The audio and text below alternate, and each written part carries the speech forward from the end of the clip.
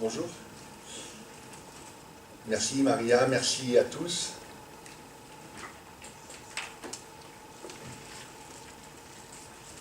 Não basta abrir a janela para ver os campos et o rio. Il ne suffit pas de n'être pas aveugle pour voir les arbres et les fleurs. Il faut également n'avoir aucune philosophie.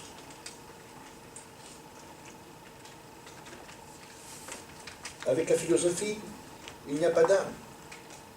Il n'y a que des idées. Il n'y a que chacun d'entre nous tel une cave. Il n'y a qu'une fenêtre fermée et tout l'univers à l'extérieur. Et le rêve de ce qu'on verrait si la fenêtre s'ouvrait et qui, jamais, n'est ce qu'on voit quand la fenêtre s'ouvre. Fernando Pessoa nous invite à rencontrer le réel, à ne pas rester dans le rêve. L'éducation à l'environnement aussi. L'éducation à la durabilité est née au moment où les êtres humains prennent conscience que leurs activités constituent une menace pour les grands équilibres écologiques. Depuis cette date, il y a une cinquantaine d'années environ, dans les territoires, une nouvelle éducation prend naissance. Nous l'appelons éducation à l'environnement et au développement durable, EEDD. Peut-être un jour nous l'appellerons éducation à la transition écologique. Cette éducation a deux propos essentiels. Elle s'implique particulièrement sur la question des relations des êtres humains à la nature. Il s'agit de faire en sorte qu'entre la personne et l'arbre, la personne et l'oiseau, la personne et le ruisseau, la rencontre ait lieu. Il s'agit de relier. Il s'agit de sortir d'une vision uniquement utilitariste de la nature. Il s'agit de faire comprendre que l'homme n'est ni en haut, ni au centre de la biosphère, mais juste dedans. Juste dans le flot du vivant et dépositaire d'une responsabilité particulière. L'éducation à l'environnement s'implique ensuite sur la question démocratique. Tous, nous habitons un territoire au quotidien, et ce territoire, lieu où nous vivons, a un projet. L'eau que nous boirons, l'air que nous respirerons, le sol sur lequel nous marcherons, l'énergie que nous utiliserons, la faune et la flore que nous côtoierons, la nourriture que nous mangerons, mais aussi l'éducation qui s'y pratiquera, la façon dont les déchets seront traités, le système de santé, les infrastructures, l'information que nous aurons, tout ce qui concerne notre paysage nous concerne. Et c'est notre responsabilité à chacun de nous impliquer dans la vie du territoire, pour lui donner le meilleur devenir. La Terre, elle-même, est aussi notre territoire, comme l'est notre région, notre pays, l'Europe. Ainsi, chaque échelle de territoire nous concerne. Nous avons une responsabilité à y exercer. Cette éducation pour tous, tout au long de la vie, donne des clés. Elle est émancipatrice, c'est-à-dire qu'elle rend libre. Elle met particulièrement l'accent sur les savoir-être et savoir-devenir. Elle implique le corps, le cerveau, le cœur et l'esprit. Pratique du terrain, travail de groupe, hétérogénéité des apprenants, pluridisciplinarité, appel à la créativité individuelle et collective, exercice du débat. Cette éducation développe l'esprit critique, elle rend autonome et prépare des personnes à prendre des initiatives. C'est une éducation où le respect, la curiosité, la beauté et l'émerveillement ont toute leur place. Cette éducation à l'environnement se développe sous la forme de projets éducatifs. Ces projets éducatifs sont portés par quelques personnes qui forment un groupe projet. C'est le plus souvent la réunion d'un ou deux enseignants et d'un animateur d'associations d'environnement, parfois d'un parent d'élève. Ils préparent alors une sortie, commencent à imaginer ce qu'ils pourraient faire sur l'eau, les déchets, la biodiversité, la mobilité, le climat. Le projet se développera bien si les conditions de son développement sont remplies. Ce ne sont pas que les élèves, mais tout le corps social qui, avec la transition écologique qui commence à peine, est invité à vivre un grand changement. C'est vers une transformation culturelle de la société que nous allons. Ce ne sont pas que les enfants qui sont concernés, les adultes le sont aussi, et nous parlons d'une éducation à l'environnement pour tous, tout au long de la vie. Nous embrassons large quand nous parlons d'éducation à l'environnement. Il s'agit de l'éducation, certes, mais aussi de la sensibilisation, de l'information, de la formation, de la communication et de l'accompagnement. Depuis 50 ans, les acteurs de cette éducation s'organisent. Nous constatons en France qu'à force de rencontres et de rassemblements, où tous peuvent venir s'exprimer, 3 types d'organisations sont nés. Ah oui, là j'ai du retard. Je peux dire une chose. Oui. Peço desculpa. Há tradução simultânea, há interpretação simultânea. Quem é que está a ter problemas com a interpretação? Portanto, eu agradeço aos serviços da Culturgest para poderem fazer o favor de substituir dado que esta é uma competência da Culturgest. Não se importam só para eu identificar as dificuldades. 1, 2, 3, 4, 5, 6, 7, 8, 9. É melhor trazer 9. Je m'excuse, mais il y a un problème des appareils. Les appareils, ça ne fonctionne pas. Et alors, je demande à la Culturgest pour regarder qu'est-ce qui se passe. Peço imensa desculpa, transcendo. Mas vai ser resolvido. Il faut attendre, Maria? Oui, non. Ele pode continuar? Ok. Ça va. Donc nous constatons en France qu'il y a 3 formes d'organisation: réseau, collectif et espaces territoriaux de concertation. Ce sont les réseaux territoriaux de l'éducation à l'environnement qui sont nés en tout premier au début des années 80. Trop de personnes vivent leur implication dans l'éducation à l'environnement de façon isolée. Trop de personnes se sentent seules dans l'action, seules dans leur territoire, seules dans leur institution. Trop de personnes ne sont pas comprises dans ce qu'elles font. L'éducation à l'environnement est nouvelle. Les institutions, les systèmes hiérarchiques ont des difficultés à saisir exactement de quoi il s'agit. Mais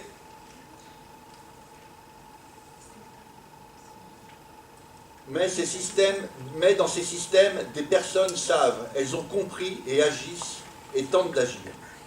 Nous sommes tellement plus forts que nous sommes plusieurs, nous sommes tellement plus intelligents aussi. Pour cela, il suffit de communiquer. Tout a commencé en France par les rencontres écoles et nature qui sont nées en 83, à l'initiative de 2 enseignants, du primaire et du collège. Ces premières rencontres durent 5 jours. C'est important. Des personnes se donnent du temps. Fernando a participé en 1994 et Maria en 2010 à ces rencontres écoles et nature. 5 jours pour vivre des situations d'échange, d'expérience. 5 jours pour expérimenter la pédagogie de projet sur le terrain. 5 jours pour mener la réflexion en commun. Pour aussi l'interconnaissance, pour se découvrir. La convivialité est au cœur de la vie des réseaux. On y vient parce qu'on s'y sent bien. On partage des expériences, on fraternise. Et sans doute, et c'est peut-être le plus important, on finit par se donner des perspectives communes. On fait ensemble, on retrouve le goût de la co-construction. Pour un réseau vivant, pensons à mettre toujours en avant l'échange. Pensons toujours à bien rester sur notre sujet précis, qui est celui de l'éducation à la nature, à l'écologie, à l'environnement, au développement durable, à la transition écologique. Pensons à des prises de parole courtes. Pensons à donner la parole à la salle et pas seulement à la tribune. Pensons à créer beaucoup de situations en petits groupes pour que plus de personnes puissent s'exprimer. Pensons à travailler en cercle, parce que si l'écoute est au centre de tout, c'est bien de se voir aussi et de se sentir à égalité. Le réseau accueille, le réseau met les personnes en relation, le réseau est ouvert. Dans un réseau, peu importe les fonctions des uns et des autres. Dans un réseau, ce sont les personnes qui viennent et s'ouvrent à d'autres personnes. Le réseau n'est pas le lieu des enjeux de pouvoir. Il n'a dans l'idéal ni centre, ni sommet. Chacun de ses membres est un relais. Le réseau se nourrit de la diversité de ceux qui le composent. Celui par les mains duquel tout doit passer n'existe pas dans le réseau. C'est co-animation, co-présidence, co-direction, on partage, on fait ensemble, confiance et transparence sont au cœur du système. Et on s'applique la sentence, à plusieurs, on va moins vite, mais on va plus loin. Le réseau, c'est bon pour être accueilli dans l'action collective, c'est bon pour se sentir moins seul et pour être plus fort, c'est bon pour devenir un meilleur éducateur à l'environnement, mais ce n'est pas suffisant. Dans un monde où tout est stratégie, positionnement et rapport de force, ce n'est pas suffisant. Dans les grands changements que nous connaissons et qui ne sont rien par rapport à ceux qui vont arriver, la société civile a un rôle déterminant à jouer. La société civile, souvenons-nous, c'est elle qui, contre l'attente de tous, a fait que le sommet de l'OMC ne s'est pas tenu à Seattle en décembre 1999, comme les États et les multinationales l'avaient décidé.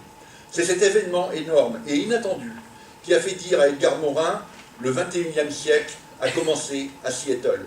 Ce sommet ne s'est pas tenu parce que les associations de toute nature et les syndicats se sont solidarisés et se sont donné ce simple et unique objectif, le sommet n'aura pas lieu, et le sommet, à force de mobilisation et d'engagement, n'a pas eu lieu. Ainsi, à l'entrée de ce nouveau siècle que nous vivons, la société civile nous a fait la démonstration de sa force. Elle a signifié au monde que maintenant, il fallait compter avec elle. Elle a mis sous les yeux et les regards de chacun sa définition explicite. La société civile ne tient pas son pouvoir des urnes, ni de l'argent. Elle tient son pouvoir de l'engagement de citoyens organisés en associations et syndicats. Elle tient son pouvoir de leur capacité d'organisation et de mobilisation. Elle met en avant une légitimité à laquelle on ne pense pas, mais qui est la seule valable au jour de l'urgence. Elle met en avant la légitimité de l'action. Or, de quoi avons-nous besoin aujourd'hui pour le climat, pour la biodiversité, pour le respect des ressources et la fin des pollutions? Qu'avons-nous besoin pour assurer une vie digne aux générations futures, sinon d'action? Je t'écoute et j'avance avec toi si tu me montres l'exemple. J'avance et j'ai confiance en toi si tu agis concrètement. Dans cette période troublée, revoilà le geste qui précède la parole. Trop de mots ont été dits sans être suivis des faits. Il ne s'agit pas de dire que la maison brûle et qu'on regarde ailleurs. Il s'agit d'arrêter l'incendie. Il s'agit de mettre le tapis rouge aux pompiers pour qu'ils avancent et puissent travailler. Parmi ces pompiers, il y a des scientifiques, il y a des artistes, des politiques, des juristes, des journalistes, des entrepreneurs. Il y a aussi des éducateurs à l'environnement qui se mobilisent pour ouvrir les consciences et donner accès aux clés de compréhension pour tisser des liens entre nous, les citadins, et les bêtes, et les plantes, et tout le sauvage en souffrance. À partir de l'année 97, nous avons créé le collectif français pour l'éducation à l'environnement vers un développement durable. Nous y trouvons 30 organisations nationales, associations d'éducation à l'environnement, de protection de la nature, d'éducation populaire et les syndicats d'enseignants. Le collectif français, le réseau École et Nature et les Graines dans les régions ont lancé les assises de l'éducation à l'environnement en 2000.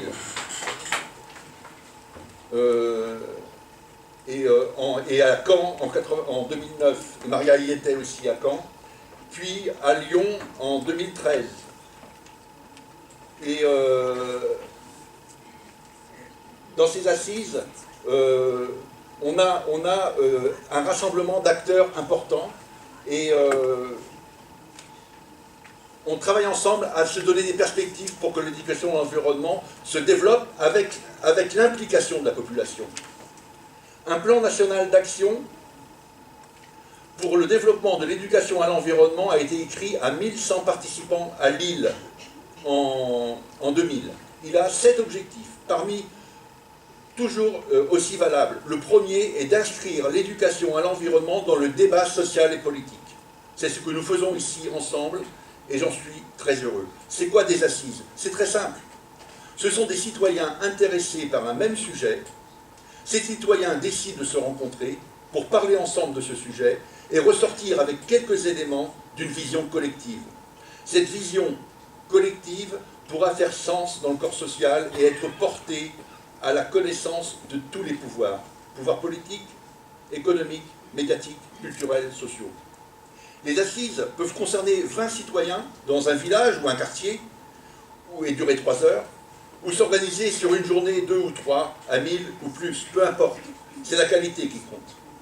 Je veux maintenant vous dire une histoire. Quand nous avons organisé les premières assises nationales en 2000, nous ne l'avions pas du tout anticipé, mais les acteurs dans les régions, en Bretagne, en Auvergne et ailleurs, se sont dit qu'ils ne pouvaient pas participer à des assises nationales sans porter quelque chose de collectif appartenant aux acteurs de leur région. Ainsi, ce sont 22 assises en territoire qui se sont développées. Ensuite, en 2008, ça a été 65 assises. Et en 2012, 95 assises en territoire qui se sont développées. 2000 personnes mobilisées pour les premières assises, 6000 pour les deuxièmes, 8000 pour les troisièmes. Maintenant, nous préparons les quatrièmes. Ceci nous montre une fois encore que l'éducation à l'environnement et au développement durable est un mouvement ascendant dans la société. Et c'est ici sans doute la principale raison qui fait qu'elle a tant de mal à se développer. Je vous le disais il y a quelques minutes, le projet éducatif qui se déroule avec une classe ou avec un groupe d'adultes pourra se développer s'il rencontre les bonnes conditions pour cela dans le territoire. Ces bonnes conditions qu'il faut remplir, elles dépendent de l'effort que feront toutes les parties prenantes, et le premier effort est de se parler entre elles. La société civile peut alerter, elle peut éveiller quelques consciences, elle peut inviter à l'action, mais elle ne peut pas entreprendre le changement en profondeur de la culture de l'ensemble du corps social. Il faut beaucoup de moyens pour cela. C'est la raison pour laquelle nous avons créé l'espace national de concertation. Ah oui, alors ça, je voulais vous montrer que pour le collectif, on a l'intérêt du collectif, c'était, comme toute la société civile, d'être un petit peu en avant dans l'action. Et on a créé au niveau européen un manifeste pour que la communauté européenne nous aide à développer l'éducation à l'environnement. C'est un manifeste qu'on peut signer. Il a une traduction en portugais. Maria a participé à son écriture et son équipe. Et on peut signer le manifeste et je vous invite à le faire. L'espace national de concertation en France réunit l'État, il y a 6 ministères, des associations d'élus locaux, des associations, dont des associations d'universitaires, des syndicats et des entreprises. L'ENC est né, l'espace national de concertation est né du mouvement des assises en 2009. Il réunit 80 personnes et son projet c'est de mettre en œuvre une politique d'éducation à l'environnement à chaque échelon de territoire. Aujourd'hui, des espaces régionaux de concertation se créent dans les territoires et aussi des espaces départementaux de concertation. L'éducation à l'environnement et au développement durable se construit dans le dialogue entre personnes volontaires. Ça, c'est les assises pour vous montrer que les objectifs aujourd'hui des assises, c'est de faire ensemble, de donner de la visibilité et de la lisibilité à l'éducation à l'environnement, qui n'est pas connue assez dans le corps social, et de faire de l'interconnaissance pour mieux travailler ensemble. Voilà. Nous voyons que les acteurs se constituent en réseau. Ils créent un collectif national, et maintenant européen, j'espère, et ils créent aussi des espaces territoriaux pour que l'ensemble des parties prenantes, les politiques, les économiques, les syndicats, les associations, tout le monde puisse se mettre d'accord et financer les actions, parce que c'est ça au bout la question. C'est comment les gens qui portent dans le corps social des projets d'éducation à l'environnement trouvent les moyens pour réaliser leurs projets. Ces acteurs vivent des assises depuis 2000. Ils analysent des freins et des leviers. Ils dégagent des préconisations. Ils créent des manifestes, comme le manifeste qu'on vient de voir. Il est soutenu par les citoyens européens. Et chacun peut le signer. Aujourd'hui, nous avons l'accord de Paris pour le climat. L'éducation y a sa place. En septembre, nous serons à Nantes pour le Climate Chance, sommet international des acteurs non étatiques pour le climat, où l'éducation occupe une place importante. En octobre, nous serons à Paris pour préparer le chantier éducation de la COP22 et annoncer l'ouverture du cycle des 4e assises. En novembre, nous serons à Marrakech pour la COP22. Et ainsi, tous les ans, nous aurons à exprimer quelque chose de collectif pour qu'avec pertinence, l'éducation vienne tout naturellement s'inscrire à l'agenda des solutions pour stopper la crise climatique. Pensons à ce qui nous réunit. Pollution, surexploitation des océans, destruction des forêts, Fukushima, réchauffement du climat, forêt boréale en feu. Quand on voit tout ça, impossible de rester immobile. C'est aux beautés de la Terre que notre culture, en bout de course, porte atteinte. Parlons-nous de nos rêves pour résister à une réalité qui nous fait peur. Parlons-nous de nos rêves pour trouver la force d'agir ensemble. Une nouvelle relation à la nature se répand, elle est plus respectueuse et plus heureuse. Une nouvelle citoyenneté arrive. Elle fait des cantines bio, elle crée des monnaies locales, elle relocalise la production d'énergie, elle crée du dialogue dans les territoires, elle stoppe les pesticides, elle implique bien plus les citoyens dans la conduite des affaires publiques. Une nouvelle direction pédagogique, beaucoup moins contraignante pour les enfants, se fait jour. Ses mots-clés sont joie, enthousiasme, expérience, neurosciences. Par l'éducation, par la voie de nos intelligences et de nos sensibilités, par le dialogue entre nous, par le chemin de l'entente et de la liberté, par l'édification d'une culture commune, nous nous donnons, en misant en particulier sur la jeunesse, une chance de prendre le grand tournant vers une société décarbonée, vers une autre façon d'habiter la Terre. Merci. Merci, Roland.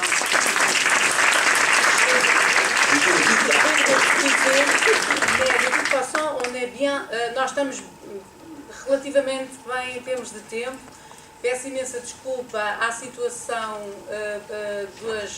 dos auriculares. Gostaria de saber se está tudo resolvido, porque o filet mignon do francês é pela manhã, portanto à tarde a interpretação será feita para o Roland e para a Júlia. Après, je m'excuse personnellement.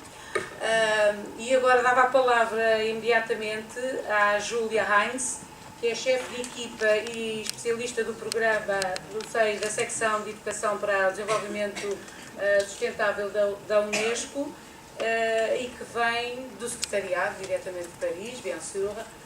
Tu as la parole, Julia, et merci d'être venue.